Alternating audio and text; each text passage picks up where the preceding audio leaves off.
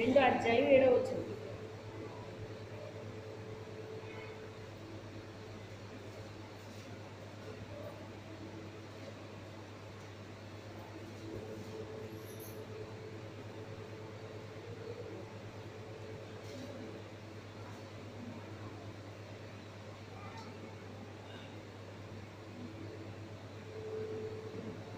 తన పిలకటి కుమార్తె అయిన హదస్సాని ఎస్తేరు తల్లిదండ్రులు లేనిదై ఉండగా అక్కడ ఆమెను పెంచుకుని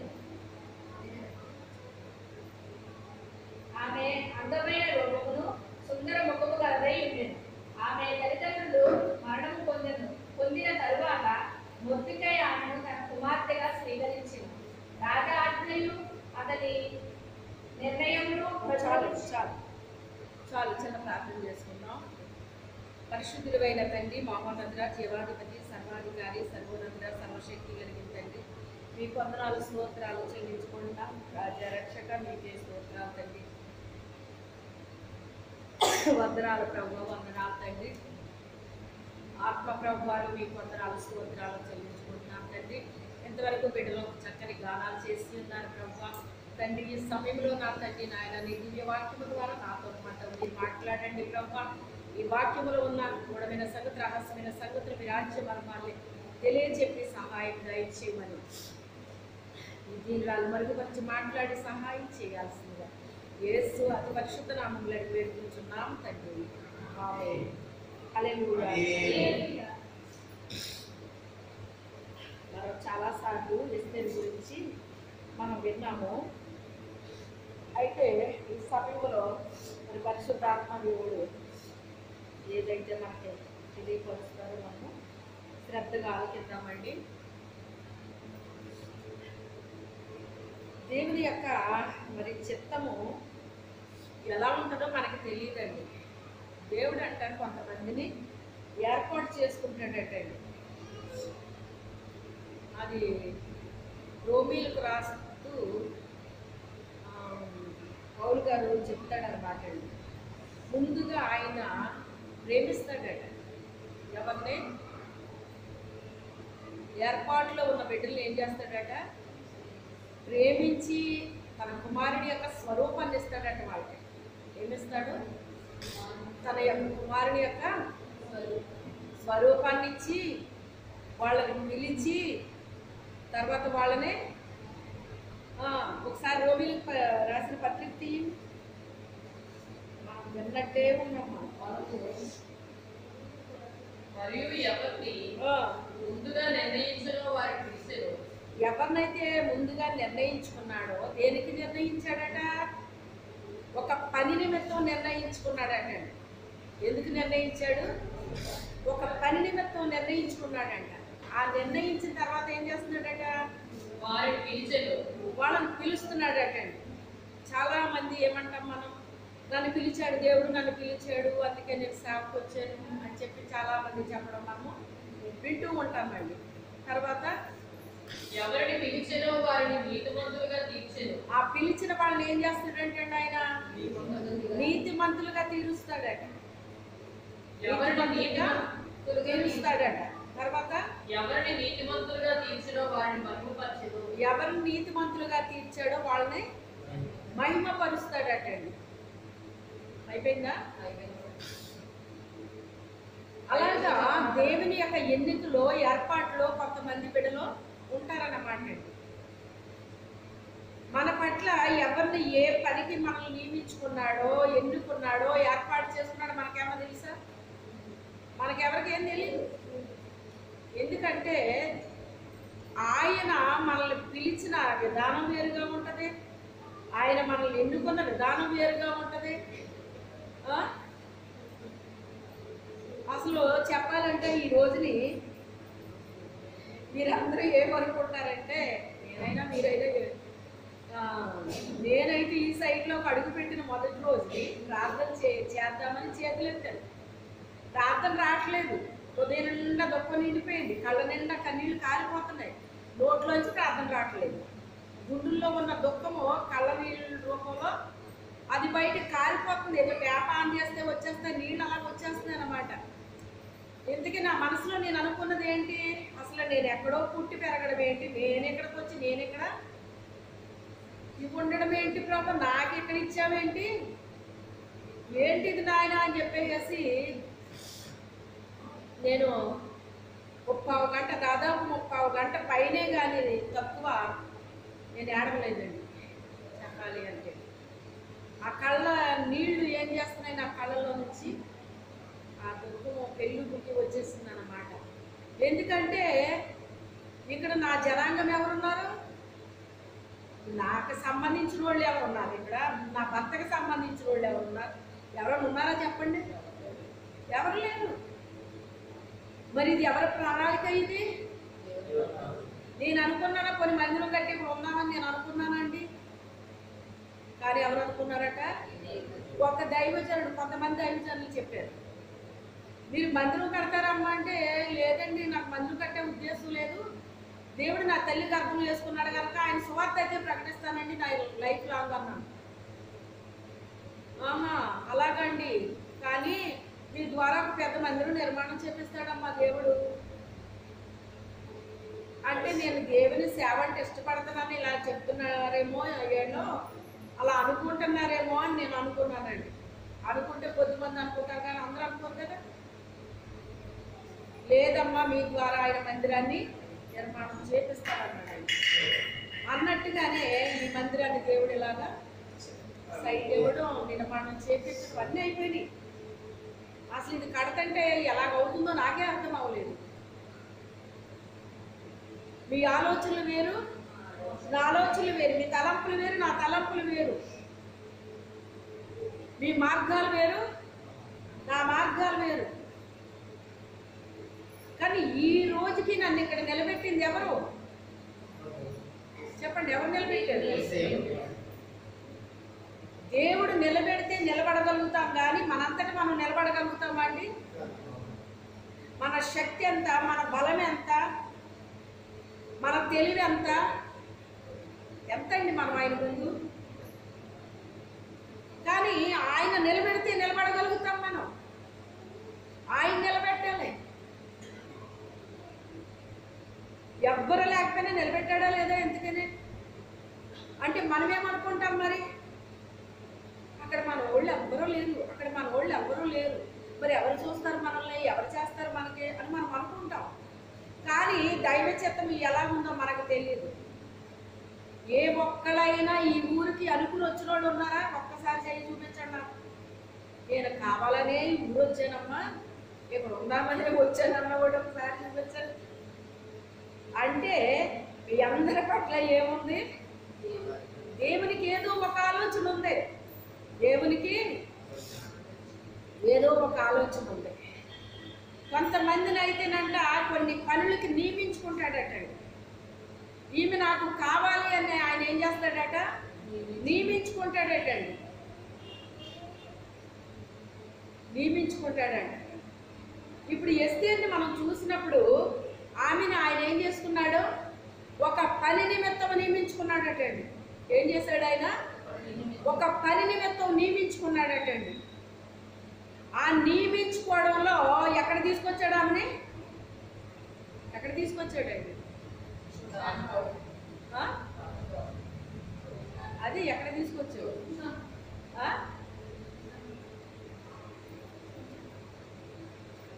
ఎక్కడి నుంచి ఎక్కడికి వచ్చిందామా?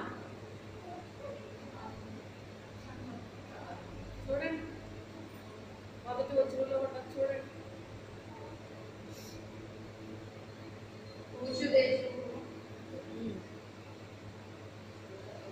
రెండో అధ్యాయంలో చూడండి, పైన ఇంకా కొంచెం పైకి వెళ్ళండి.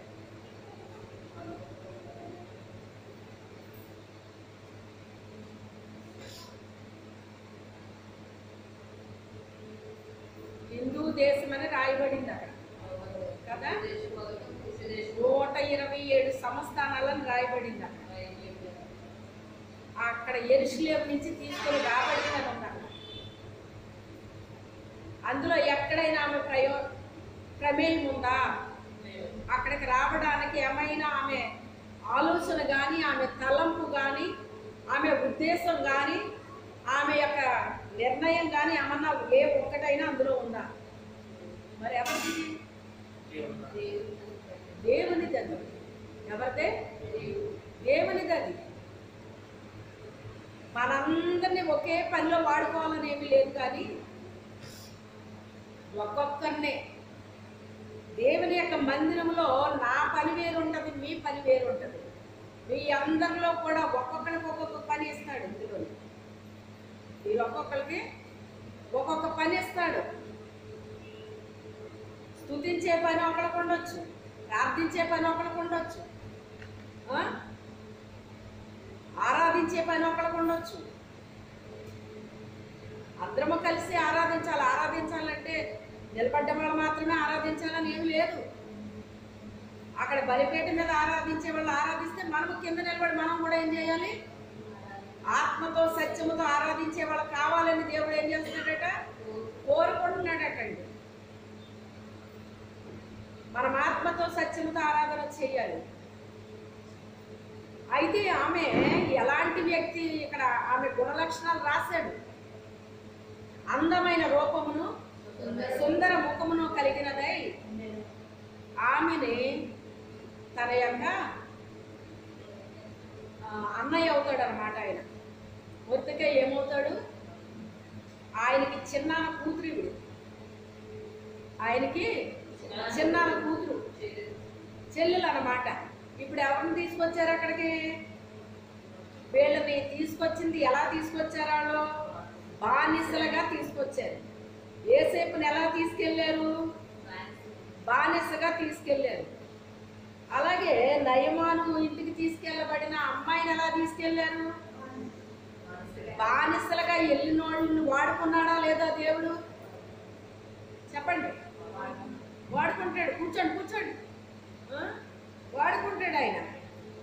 ఎవరిని ఎలా వాడుకున్నాడు? ఇప్పుడు అమ్మాయిని ఎలా వాడుకున్నాడు? అక్కడ ఆ నయమాను రక్షణ కొరకు చిన్న అమ్మాయిని వాడుకున్నాడు. మన హృదయంలో ఒక భారం ఉంటుంది. ఆ భారాన్ని బట్టి మనల్ని దేవుడు ఏం చేస్తాడో వాడుకుంటాడు.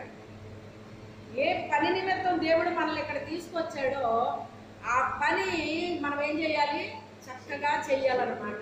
నీ నాళ్ళలా చేస్తాను, ఏళ్ళలా చేస్తాను ఇలాగ అనకూడదు. మనల్ని ఏం చేయమంటే అది చెయ్యాలి. దేవుని మందిరంలో ఏది చెప్తే అది చెయ్యాలండి. చేయటంలో ఎలా చెయ్యాలట? మనస్ఫూర్తిగా చెయ్యాలటండి. ఎలా చెయ్యాలి?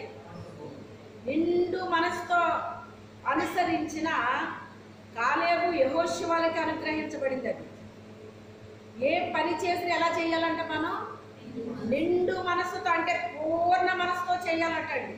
ఏ పనైనా కూడా నీకెప్పుడు చెప్తానే ఉంటాను. ఏమని? నువ్వు ఒక పని దేవుడు నీకు చెప్పినప్పుడు దాన్ని ఏం చేయాలి? చేసి ముగించాలి. అరాకొరగా చేయకూడదు. ఆయన మనకి చెప్పినప్పుడు ఆయన చెప్పినది చేయుడి అన్నాడు. ఆయన మరియా గారు చెప్తున్నారు, బాబు ద్రాక్షారసం అయిపోయింది అంటే నా సమయం ఇంకా రాలేదమ్మా అన్నాడు. ఆయన ఏమన్నాడు? ఆయనకు ఒక సమయం ఉంటుంది. మన సమయాలను బట్టి మనం ఏమంటామంటే ఇంకెప్పుడు ప్రభా ఎప్పుడు వాడుకుంటాం. ఎక్కడ నువ్వు తయారవ్వాలి. పెట్టుకోవాలి. మనం అనుకుంటాం ఇంక నేను తయారవ్వాల్సిందేముంది, అంత సిద్ధపడిపోయారు కదా, బాగానే ఉన్నాను కదా, బాగా ప్రార్థన చేస్తున్నాను, బాగా పాటలు పాడుతున్నాను, బాగా ఇది చేస్తున్నాను, అది చేస్తున్నాను, మరి అన్నీ చెప్తాం అన్నమాట. మనం లేదు మనకి సరిపోయింది మనది. కానీ ఎవరికి సరిపోవాలి? దేవునికి సరిపోవాలి. దేవుని సమయం రావాలి. మన తయారు ఎవరికి సరిపోవాలి? దేవునికి సరిపోవాలి. ఆయన టైం రావాలి. మనకి ఏ టైం కొరకు మనల్ని సిద్ధపరిచాడో, మనకి ఎప్పుడు అయితే ఒక నిర్ణయ కాలం అనేటువంటిది మనల్ని సిద్ధపరిచి ఉంచాడో, మన పట్ల ఆయన ఉద్దేశం ఏమై ఉందో అది నెరవేర్చబడడానికి ఒక టైం ఉంటుందండి. మనం కంగారు పడ్డామని ముందు రాదు, కంగారు పడలేదని ఆగిపోదు. అర్థమైందా? ఆవిడ ఎప్పుడైనా నేను ఇలా అవ్వాలి అలా అవ్వాలి అని ఒక ఆలోచన ఎప్పుడన్నా ఆమెకుందా? ఏ ఆశలన్నా తనకున్నాయా? కన్న బిడ్డలకి పెంచే వారికి కొన్ని వ్యత్యాసాలు ఉంటాయండి, కొన్ని వ్యత్యాసాలు ఉంటాయి. ఇప్పుడు కన్న బిడ్డలు అనుకోండి, అమ్మా నాకు అది కావాలి ఇది కావాలి ఇలా ఇలా అంటారు. అదే పెంపకం వెళ్ళాడు అనుకోండి, అమ్మాయి అయినా అబ్బాయి అయినా అలా అడిగితే ఊరుకుంటారన్న, పెట్టింది తిను, ఎక్స్ట్రా లేకే ఎక్స్ట్రా చేయకే పెట్టింది తిను అని. బెన్నహీని గారని ఎంతమందికి తెలుసు? ఆ బుక్ కూడా ఇచ్చాను మీరు చదవమని. నేను ఏం చేసేసారో బుక్లన్నీ పోయినాయి. మరి ఎవరికి మేలు జరిగిందో ఎవరికి జరగలేదో నాకు తెలియదు, కానీ ఏ మీటింగ్కి వెళ్ళి ఎన్ని బుక్స్ తెచ్చిందానో, చదివి వీళ్ళ ప్రయోజకులు అవుతారు, 10 మందికి ఉపయోగపడతారు అని వాళ్ళకి ఇచ్చేయండమ్మా చదువుతారు వాళ్ళు కూడా అని ఇచ్చిందని. అయితే ఎంతమంది చదివారో ఏమైపోయి ఒక్క బుక్ లేదు, ఏం జరిగిందో కూడా నాకు తెలియదు. ఇంకా బుక్స్ కొట్టలేదు, నేను వెళ్ళలేదు కూడా, అలాగైపోయింది. ఎక్కడికి వెళ్ళినా బుక్సే కొనేదాన్ని నేను. ఆయన ఆ బుక్ నేను చదివినప్పుడు ఆయన బాల్యము ఎంత హీన దశగా ప్రారంభమైంది అంటే, ఆయన తండ్రి కాబట్టి చనిపోతాడు, లేకపోతే ఏదో మొత్తం మీద తల్లిదండ్రులకు దూరం అయ్యాడు. ఆయన దూరం అయ్యి ఆ తల్లి వాళ్ళ అన్నయ్య దగ్గరే అక్కడ పెట్టిందనమాట. వీడు ఎందుకు పనికి రాకుండా అయిపోయేలా ఉన్నాడు అన్నయ్య, నీ దగ్గర పెట్టుకుని కాస్త వీడికి ఏమన్నా నేర్పించు అని చెప్పి పంపిస్తే వాళ్ళు మొత్తం ఆయన్ని పాలేరులాగా వాడుకున్నారటండి. ఎలాగా పాలేరు అంటే ఏమన్నా అధికారం ఉంటుందండి? వాళ్ళ పిల్లలు వేసుకుని వదిలేసిన బట్టలు ఆ అబ్బాయికి ఇచ్చారటండి. ఆయనకి చదవాలని ఎంతో ఆశ ఉండేదంట. ఆ వాళ్ళ పిల్లలు చదువుకుంటుంటే వెళ్ళి అక్కడ కూర్చుంటే, ఏది అక్కడ కూర్చున్నాం రా ఇలా ఈ పని చేయి ఆ పని చేయి అని చెప్పేసి పిలిచేసి కూడా అయినప్పటికీ ఆయన ఆ పని చేసేసి వచ్చి మళ్ళీ అక్కడ కూర్చుని కూడా ఆ రీతిగా మొత్తం మీద అలాగ ఎంతో ఇష్టంతో ఆ చదువు అనేటువంటిది అలా రాసుకుంటుంది. ఆయనకి కొత్త బట్టలు అనేటువంటి వేసుకోవడం తెలియదటండి. హల్లెలూయా. కొత్త బట్టలు అనేటువంటివి వేసుకోవడం కాదు, కాళ్ళకి చెప్పులు లేవు. అదే వేరే వాళ్ళు అయితే ఏం చేస్తారండి, వీళ్ళు ఎలాగైపోవాలి వీళ్ళు అలాగైపోవాలి, ఎన్ని శాపనార్థాలు పెడతారండి. అలాంటివి ఏం పెట్టలేదు. అలాంటివి పెట్టుంటే ఆ స్టేజ్కి ఎలాగొస్తాడు? ఏ రోజుని కూడా నన్ను ఇలా చూస్తున్నారో, వాళ్ళ పిల్లలు అలా చూస్తున్నారో, నన్ను ఇలా చూస్తున్నారని ఏ రోజుని కూడా అతను అనుకోలేదటండి. ఆడుకోవాలని ఉండేదట, ఆడుకోవడానికి వెళ్ళించేవారు కాదు. అలాగా బాల్య దశలో ఎంతో హీనమైన స్థితిలో అతను వచ్చాడన్నమాట. కానీ ఆయన గొప్ప దైవజనుడు అయిపోయాడండి. ఏమైపోయాడు? గొప్ప దైవజనుడు అయిపోయాడు. మీరు అనుకుంటారు దేవుని ఏర్పాట్లు ఎన్నికలు ఉంటే మన సింహాసనం మీద కూర్చోబెడతాడో, రాజభోజులు పెడతాడు మనకి, ఇలా ఉంటుంది మనదే అనుకుంటారండి చాలామంది. నా లైఫ్లో నేనే అలాంటిదంతా నేను అనుభవించాను. అమ్మ వాళ్ళ ఇంట్లో, అత్తగారి ఇంటికి వెళ్ళిన తర్వాత తెలిసింది ఆకలి అంటే ఏంటో నాకు.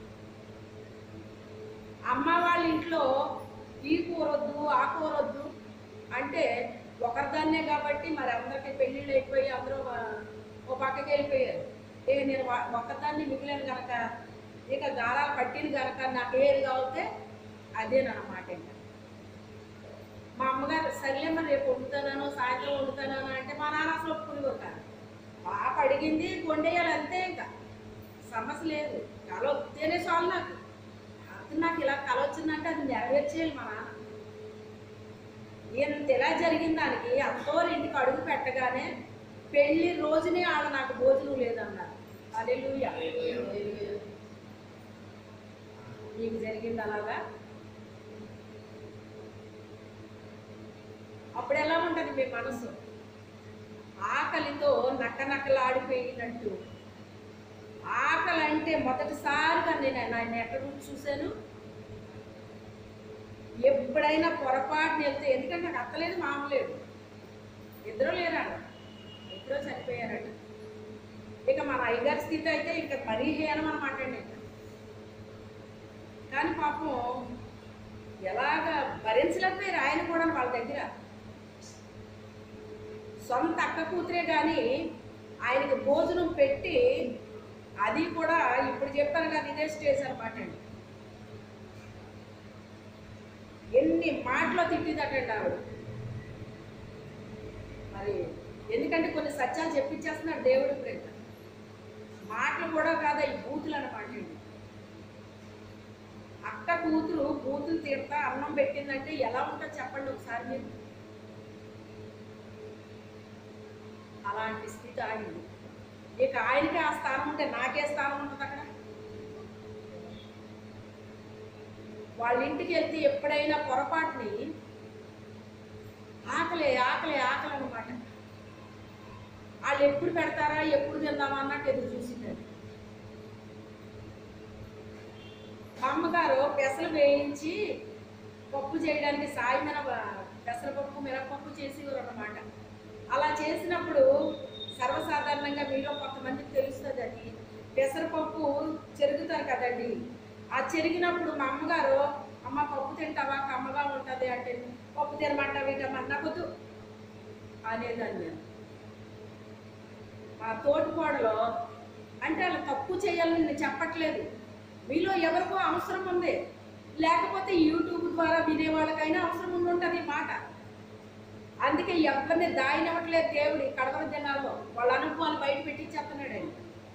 లేకపోతే నేనే పడ్డానేమో, ఇవన్నీ నేనే పడుతున్నానేమో అనుకుంటున్నా. అందుకని ఈ అనుభవాలన్నీ చెప్పించేస్తున్నాడండి దేవుడు. ఆవిడ సాయంకాలం 9 గంటలకి ఆవిడ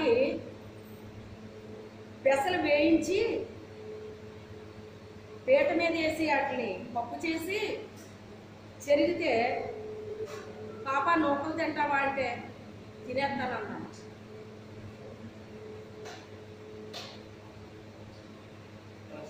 పప్పు తినమంటే ఏమన్నాను, ఆకలేసేస్తుంది. ఆవిడ ఎప్పటికి వండి పెడదో నాకు తెలియదు. నేను వంటల్లో నుంచి వచ్చిన దాన్ని కాదు, నాకే పని రాదు, ఏ పని చెప్పలేదు నాకు అసలు. నాకు ట్రైనింగ్ అలా స్టార్ట్ అయింది ఆ రోజుని.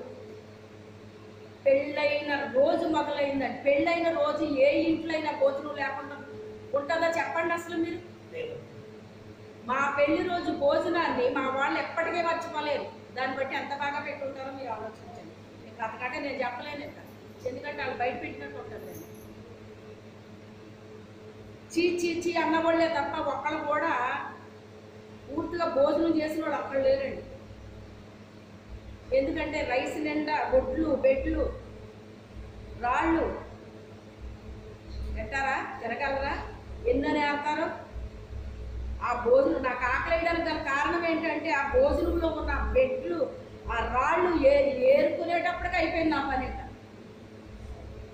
మా ఇంట్లోనేమో గిద్ద మసూరి రైస్ వేయించుకునేవారు మా నాన్న. నేను గొప్పలు చెప్పట్లేదండి, జరిగింది చెప్తున్నాను నేను. అలాంటి స్థితిలో నుంచి వచ్చిన దాన్ని అన్నమాట అండి. పెళ్ళి అంటే ఎవరైనా ఏరుకోరా రైస్ అయ్యింది. నలుగురు వచ్చి ఏర్రా పల్లెటూరులో ఆ పని కూడా వాళ్ళకి చేయలేదు. వచ్చిన వాళ్ళు ఒక్క ముద్ద తింటా కొట్టాడు, చెయ్యి పెట్టడం తీసేయడం. ఎన్నని ఏరుకుని తింటారు, రాడుతో తింటారండి, ఎవరన్నా పెద్దలతో తింటారా? అంత దారుణంగా పెట్టారండి ఆ భోజనాన్ని. ఎప్పటికీ మర్చిపోరు మా ఊళ్ళు, ఇప్పటికే మర్చిపోరు. అవి ఏరుకోలేక అవి ఏం తిన్నా నేను, నాకు ఆకలేసేస్తుంది. అప్పుడు నాతో ఉన్న వాళ్ళని చెప్పాను, అక్క నాకు ఆకలేస్తుంది అంటే, అయ్యో నీకు ఆకలేస్తుంది అనేసి మరి నేను ఎలాగ పెరిగాను మరి వాళ్ళు తెలిసిన వాళ్ళకి మరి ఎలా ఉంటుందండి. నాకు చేస్తున్నా ముందు ముందు అనేసి వెళ్ళి మా తోటపాళ్ళని అడిగితే లేదమ్మా అయిపోయింది, పెళ్లి రోజు నీ భోజనం అయిపోతుందండి ఇంట్లో అన్నానే. అయిపోయింది అన్నది ఆవిడ.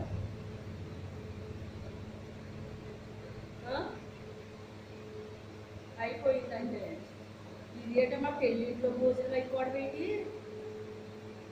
అప్పటికి ఎంత అయింది అనుకుంటున్నారు మీరు? 3 4 అయింది. 3 గంటలకి 4 గంటలకి అయిపోద్దండి. అదేంటమ్మా అప్పుడు అయిపోవడం ఏంటి ఉంటుంది కదా అంటే, అంటే అన్నం ఉంది కానీ కూర అయిపోయింది అన్నది. మాకు ఇలా చెప్పిన 5 నిమిషాలు కూడా అవ్వలేదు, వాళ్ళ పిల్లలందరూ వచ్చేసారనమాట అండి. మాకు అన్నం పెట్టాను, వాళ్ళకి పెట్టింది ఆవిడ.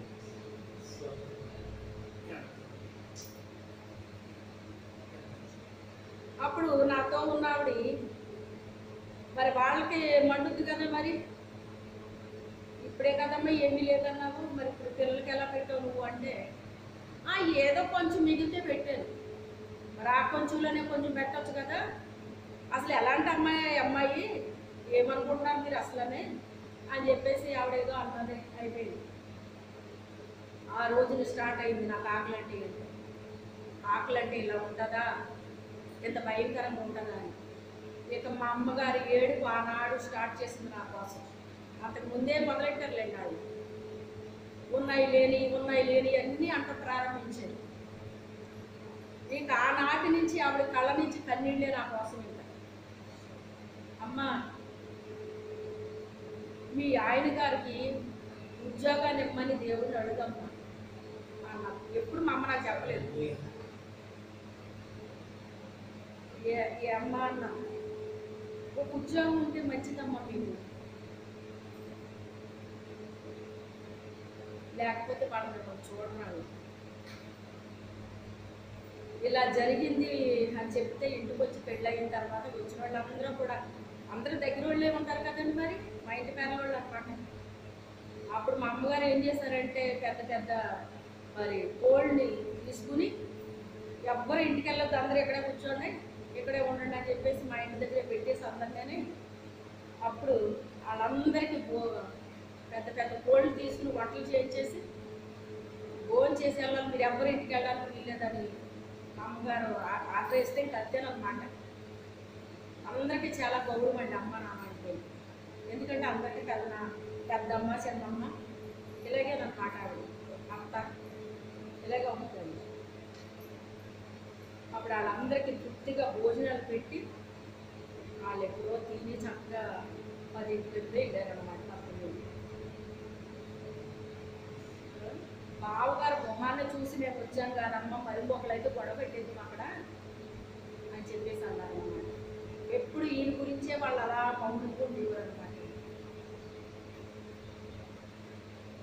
ఎందుకమ్మా మీరు ఇలా చెప్తున్నారు, ఇప్పుడు చెప్తున్నారే కానీ మీరు అనుకోవచ్చు దేవుడు ఎలాంటి ట్రైనింగ్ ఇస్తారనుకుంటున్నారు మీరు? ఏర్పాట్లో ఉన్న వాళ్ళంటే ఏమన్నా చిన్న విషయం అనుకుంటున్నారా మీరు? ఆనాటి నుంచి ఎప్పుడైనా అక్కడికి వెళ్ళాలంటే నాకు ఎంత భయమో.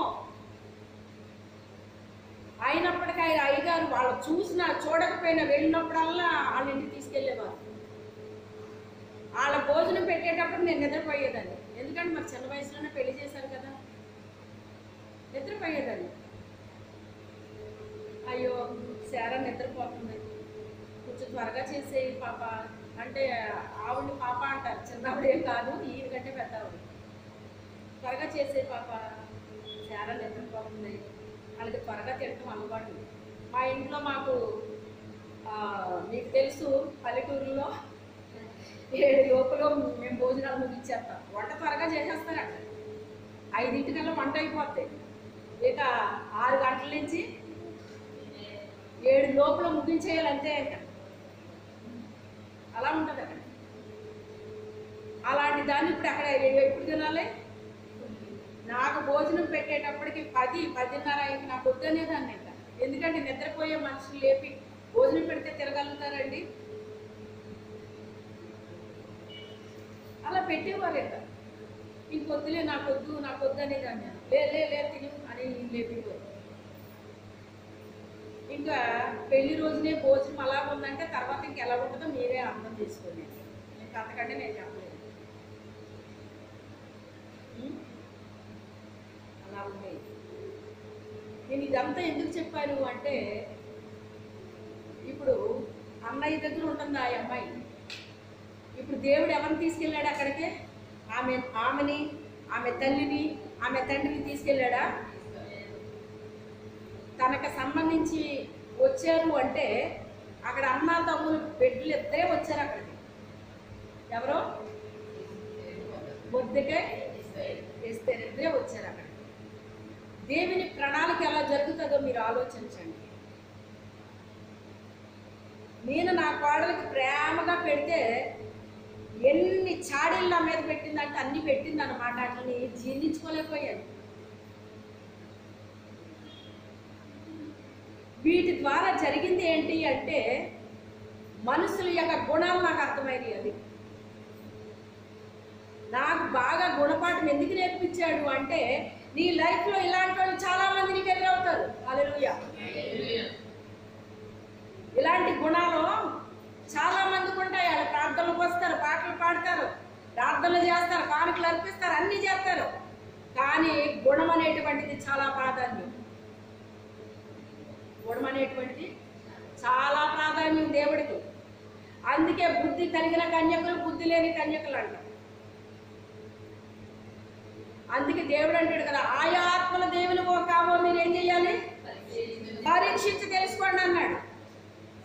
ఒక గుడ్డితనం నాకేముంది అంటే, అందరూ నాలాగే ఉంటారని నేను నమ్మేశాను. అది ఆ గుడ్డితనాన్ని తొలగించాడు నాలో నుంచి. హల్లెలూయా.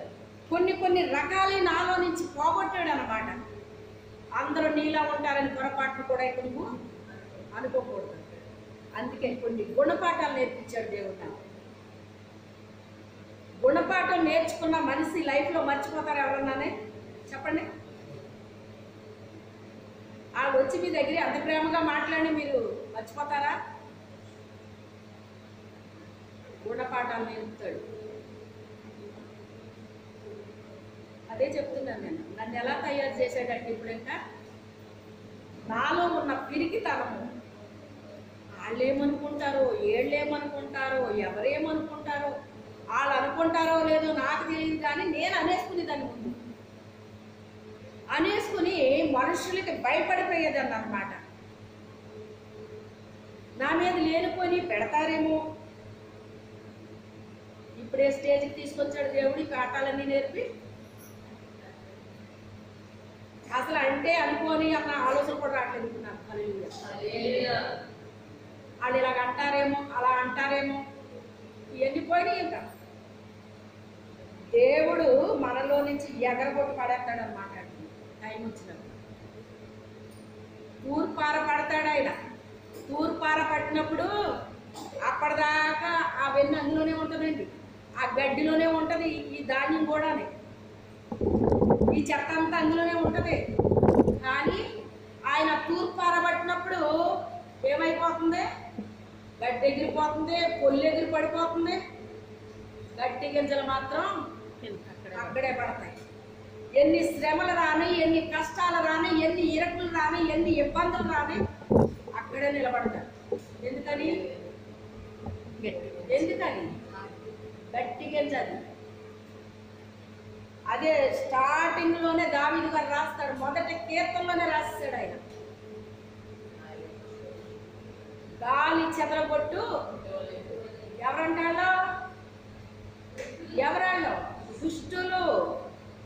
దుష్టుల ఆలోచన చెప్పున మీరు నడవక, పాపుల మార్గమున నిలవక, అపహాసకులు కూర్చుండు చోటన కూర్చుండక. శ్రేష్టమైన బట్టలు కొన్నాను ఆమెకి, శ్రేష్టమైన భోజనం పెట్టాము ఆమెకి, అన్ని చేశామండి. తిరిగి మాకు ప్రతిఫలంగా ఊరంతా కూడా మమ్మల్ని ఏం చేసేసింది? చెడ్డగా ప్రచారం చేసింది. నా దేవుడు చూడట్లేదా? నేను చేసిందేంటి, వాళ్ళు చేసిందేంటి? మాకు దేవుడు పెట్టలే కదా. మరి వారాత్మ సంఘానికి వెళ్తారు, వారం ఈ సంఘంలో ఉంటే ఇంకొక వారం ఆ సంఘంలో ఉంటుంది. ఎక్కడ ప్రార్థన పెడితే అక్కడికి వెళ్ళిపోతుంది. నిలకడలేని స్థితి అంటారు దాన్నే. రూతులు ఏమన్నాడు? బోయజ్ ఏమన్నాడండి రూతుని? అమ్మా, ఈ పొలంలో నీవు నిలకడగా ఉండు. ఎలాగుండాలట? నిలకడగా ఉండు. నీకు గతము తెలిసిన వాళ్ళు ఉంటారే, వాళ్ళ కంట పడకు. గతంలో తెలిసిన వాళ్ళు ఉంటారే, వాళ్ళ కంట పడకు. నిలకడగా ఉండి ఇక్కడ అన్నాడు. నిలకడగా ఉన్నదా లేదా? మళ్ళీ ఎక్కడికైనా వెళ్ళిందా? నిలకడగా నిలబడింది. దేవుడు తన దైవజనుల ద్వారా మనతో మాట్లాడినప్పుడు ఏం చేయాలి? ఆ మాటని రిసీవ్ చేసుకోవాలి మనం. అమ్మగారు చూడలేదు కదా, ఏం పర్వాలేదు అని అటు ఇటు తిరిగితే నష్టపోయేది నువ్వు తప్ప నేను కాదు. గుర్తుపెట్టుకోండి, నష్టపోయేది నువ్వే. ఎందుకంటే ఇక్కడంతా నీకు చక్కగా తయారు చేస్తాను, నేను సిద్ధపరుస్తాను. నువ్వు బయటకు వెళ్తే ఈ దగ్గర ఉన్నది మొత్తం లాగేస్తాను. మళ్ళీ నువ్వు తయారవడానికి ఎంత టైం పడుతుంది? ఇక్కడ నేను సిద్ధపరుస్తూ నువ్వు బయటకు వెళ్ళి పోగొట్టుకోవటం, నేను సిద్ధపరచడం, నువ్వు బయటకు వెళ్ళి పోగొట్టుకోవటం. ఈ పని సరిపోయింది. ఇంకెప్పుడు సిద్ధపడతాను? ఎప్పుడు తయారవుతావు? నిలకడగా ఉండు అన్న తర్వాత ఎక్కడికైనా బయలుదేరిందా? ఏం పేరు తెచ్చుకున్నప్పుడు? నీవు యోగ్యురాలవని నా జనులందరూ ఎరుగుతున్నారు. మరి ఆయన భార్య అయ్యిందా లేదా? ఆయన మనకి తన దైవజనుల ద్వారా ఏం చెప్పాడో ఆ మాటను మనం ఏం చేయాలి? వినాలి. వినాలి అంటే చెబుతూ విని చెబుతూ వదిలేయడం కాదు. చాలా తక్కువ. పెండ్లి కుమార్తెని సిద్ధపరిచేవాడు 3 మంది ఉండరు. సిద్ధపరిచే వాళ్ళ దగ్గరికి నిన్ను పంపించినప్పుడు నువ్వేం చేయాలి? సిద్ధపడాలి. దేవుడు తన దైవజనుల ద్వారా నీతో ఎప్పుడైతే మాట్లాడుతున్నాడో ఆ మాట విని నువ్వేం చేయాలి? సిద్ధపడాలి. సిద్ధపడాలి. టైం కూడా చాలా తక్కువే ఉందంటండి. ప్రభువు ఇక వచ్చే టైము చాలా తగ్గిపోతుంది అన్నమాట. చాలా తగ్గిపోతుంది. కలిగి ఉన్నది గట్టిగా పట్టుకో. ఏమంటాడు? నువ్వేది కలిగి ఉన్నావు అది గట్టిగా పట్టుకోవాలి. లేకపోతే ఏం చేస్తారో తెలుసా? వాళ్ళ సేవకులే నీ దగ్గర ఉన్నది మొత్తం ఊడ్చుకుని పట్టుకోతారు. ఏదో ఆధ్యాత్మికంగా ఎంతో అంతో నీకు సంపాదించుకుంటున్నావు, అది మొత్తం ఊడ్చుకుంటారు. ఎందుకంటే వాళ్ళ ఆధ్యాత్మిక స్థితి అంటే వాళ్ళకి తెలీదు. తెలియని వాళ్ళు నిన్ను ఎలా సిద్ధపరుస్తారు? నీకేం ఉపయోగపడతారు? వాళ్ళు ఏం ఉపయోగపడతారు? వాళ్ళకే తెలియంది నీకేం చేస్తారండు? అంటే నీకు తెలియకుండానే దుష్టుడు ఏం చేస్తున్నాడు? పతనం చేస్తున్నాడు. నీకు తెలియట్లేదు నేను ఉపయోగపడుతున్నాను అనుకున్నావు. నువ్వు ఉపయోగపడేది ఏమీ లేదు అక్కడ. నువ్వు పతనం అవుతున్నావు. నీకున్నది కూడా పోగొట్టుకుంటున్నావు.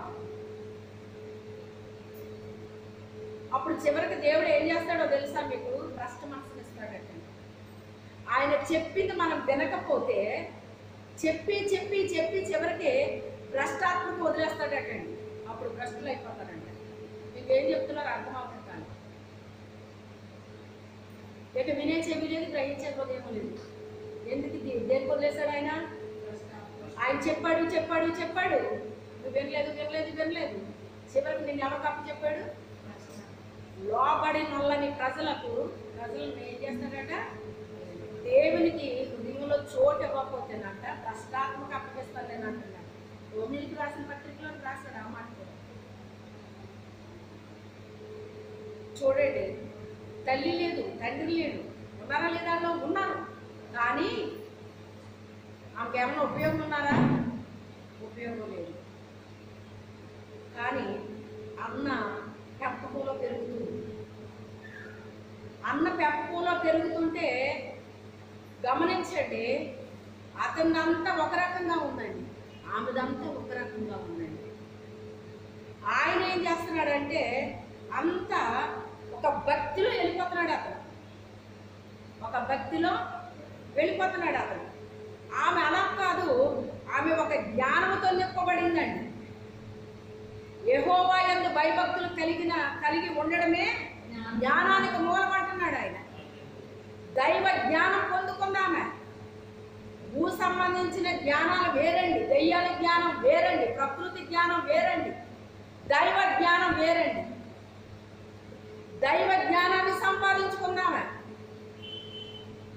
ఎక్కడో ఉందామే, నానేవాళ్ళు లేరు అక్కడ. తనని పెంచేవాళ్ళు కానీ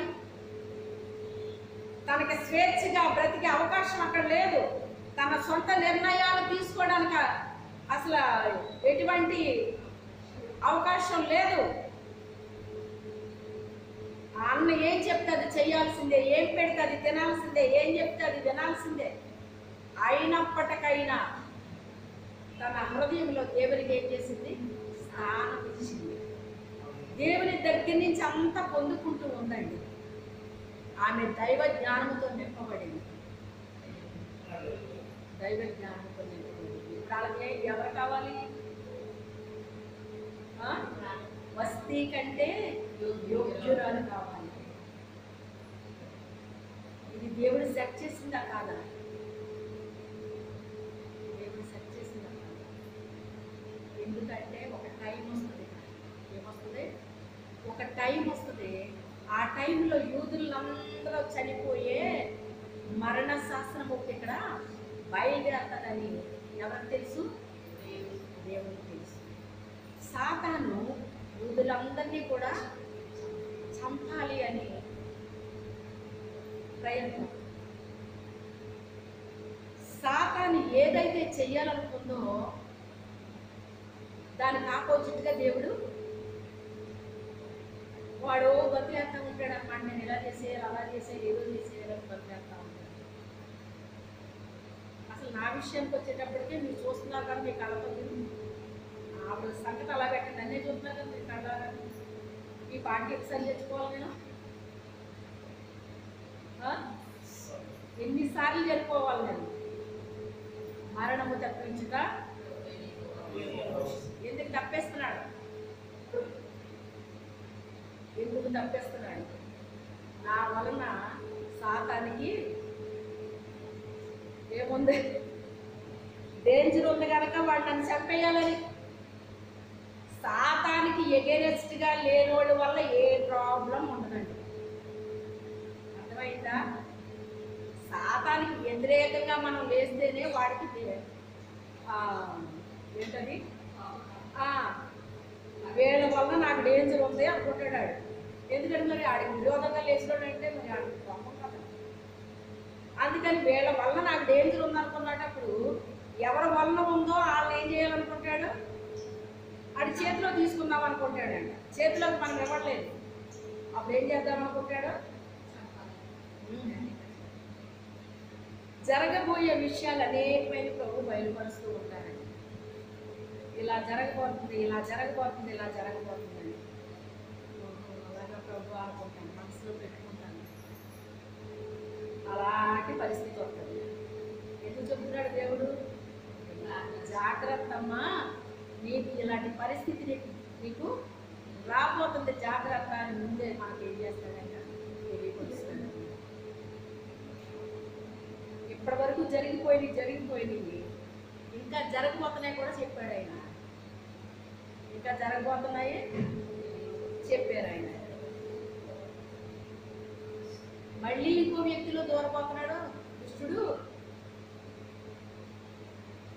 నీకు ఇంకా మరొక అటాక్ ఉంది అన్నాడు ఆయన. అది ఎలాగంటే సీరియస్ అటాక్ కాదండి, అది చాలా రకరకాలుగా చేస్తాడండి మన మీద అటాక్.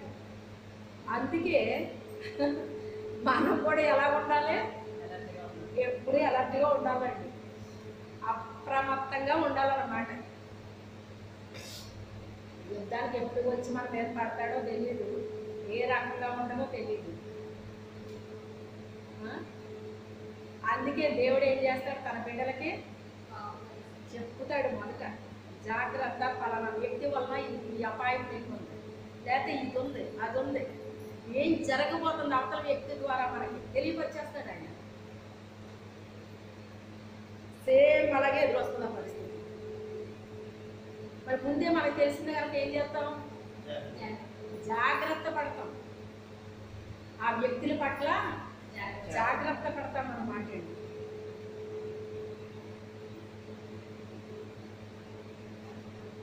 ఆయన పెట్టింది తిన్నది, ఆయన ఎలా ఉండమంటే అలా ఉన్నది, ఏ గుడి పడితే ఆ బట్టలే వేసుకుంది.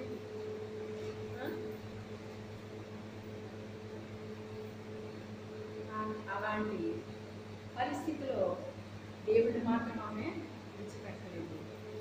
ఎందుకు ఆమెని ఆ రీతిగా దేవుడు ఆ ట్రైనింగ్ ఇచ్చాడు అని మనం ఆలోచిస్తే, ఎందుకు ట్రైనింగ్ ఇచ్చడానికి? ఇంకొక రాణిగా నేను చేయబోతున్నాను. నేను ఆమె తెలియదు విషయం. నిన్ను ఒక రాణిగా నేను చేయబోతున్నాను. ఎందుకో తెలుసా? యూదులందరికీ మరణ శాసనం వస్తుంది. అప్పుడు నువ్వేం చెయ్యాలి? నువ్వు నిలబడాలమ్మా. ఎందుకంటే ఒక రాణి పోస్ట్ ద్వారానే రాజు దగ్గరికి వెళ్ళే అవకాశం ఉంది, కానీ ఇంకెవరైనా ఏ పోస్ట్ వాళ్ళైనా వెళ్ళి రాజుగారండి ఎలాగండి అంటే పెట్టాడా మాట? భార్య చెప్పిన మాట విన్నట్టు వినలేనట్టుగా ఉంటాడు, కానీ భర్త ఏం చెప్తాడు?